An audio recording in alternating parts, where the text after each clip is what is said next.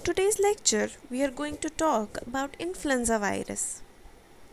Influenza is a viral infection that attacks primarily the respiratory system, like his nose, throat, and lungs. It's commonly known as flu, but let's not confuse it with stomach flu, caused by the viruses that cause diarrhea and vomiting. For most people, whenever influenza happens, the body tends to resolve it on its own. But sometimes influenza has complications which are more severe, and there are people who are at higher end of receiving the influenza virus. These people include young children who are under the age of 5 or especially those who are under 12 months. Adults who are more than the age of 65.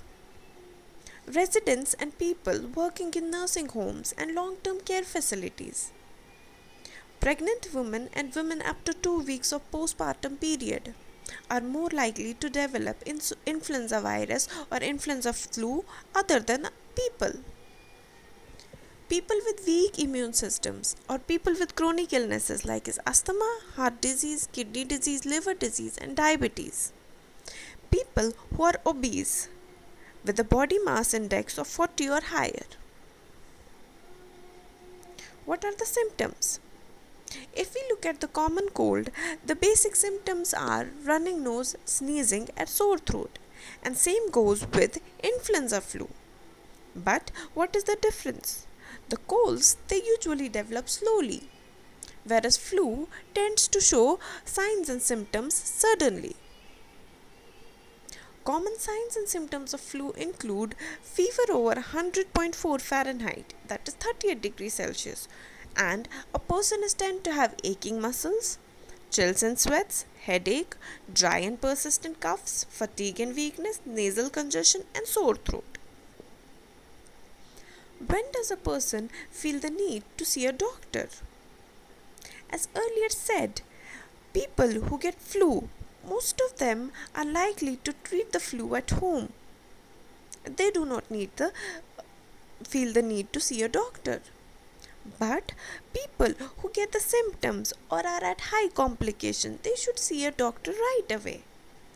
Taking antiviral drugs may reduce the length of illness, but it can prevent serious problems, but certainly one should see the doctor. What are the causes of influenza? Flu virus travel through air in droplets when someone with the infection coughs, sneezes and talks.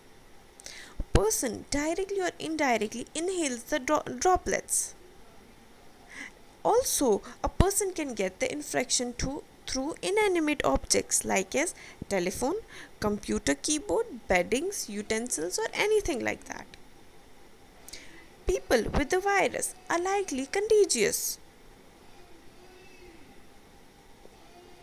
Influenza virus are constantly changing. Every now and then we see new strains of viruses and bacteria appearing. Let's take an example. If somebody got a viral infection, the body tends to produce antibiotics to counter the infection. So the body remembers the antibiotics or antibodies. If the body itself produces the antibodies, it is innate immunity. The body tends to acquire the antibiotics in the form of immunity, that is known as acquired immunity. Once if a person got the infection, the body has antibodies, but nowadays, as we are seeing, new strains are appearing, so it becomes very difficult for the body to counter them because they cannot recognize them. What are the risk factors? As we earlier said, there are many other people who are at a complication risk. Let's take factors through which people are at risk. First is age factor. Earlier said that young children and children below the age of 12 and adults after the age of 65 are at risk. Living and working conditions also play a very important role in terms of risk. People who live or work in facilities with many other residents like as nursing home, military barracks are more likely to develop influenza. People with weak immune systems can develop influenza virus on either other virus as a matter of fact. People with chronic illnesses, as they have lesser amount of immunity in their body, are more likely to develop influenza complications. Chronic illnesses include lung diseases like asthma, diabetes, heart diseases, neurological or neurodevelopmental diseases, airway abnormalities, and kidney, liver, and blood diseases. There's another factor. People who take aspirin more often and who are under the age of 19 can have long term effect, and they're more likely to develop infections. Pregnant women or postpartum 2 weeks pregnant women or postpartum period women, they're more likely to develop influenza related complications.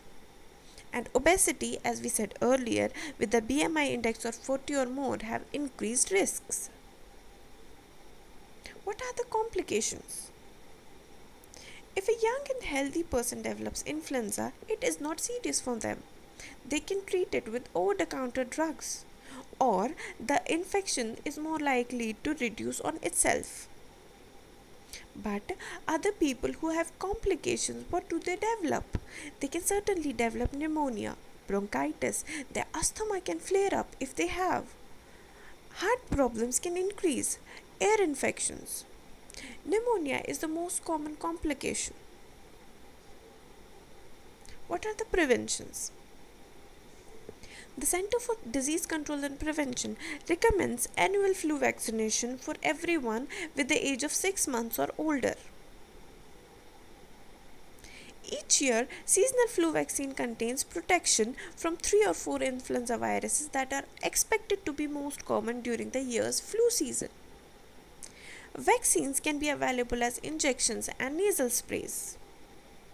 In the upcoming years and recent years, there was a concern that nasal spray vaccine was not effective. However, nasal spray vaccine is expected to be effective in 2019 and 20. The nasal spray is not recommended for some groups like pregnant women, children with 2 to 4 years old with asthma or wheezing, and people who have compromised immune system, because it can flare up the complication and lead to other diseases. Most type of flu vaccines contain a small amount of egg protein. If somebody has egg allergy, it can give them a flare-ups. So people who are given medications are thoroughly told before that they have egg proteins. How to control the infection? The influenza vaccine is not 100% effective. So it's very important to take measures so that we can reduce the spread of infection. How to do that? First of all, wash your hands. Frequently and most often, we are told to wash our hands with alcohol based hand sanitizers. And whenever people cough and sneeze, one should cover the mouth and nose so that the droplets will not go out in the atmosphere. One should avoid the crowds. If a person is having a flu, one should avoid the crowd and should not go into the public transportation or places where there is much of a presence of people. Because if a person is going to go into the crowd is more likely to get infection from the particular person. And if you are going to go in a place where somebody might have a flu, it can definitely get you into a problem because you can get an infection. After reading this, what you'll have to do is you'll have to answer the descriptive questions. The questions are: what is influenza virus? What are symptoms of flu? What is the prevention for flu? Risk factors, and how can the infection be controlled?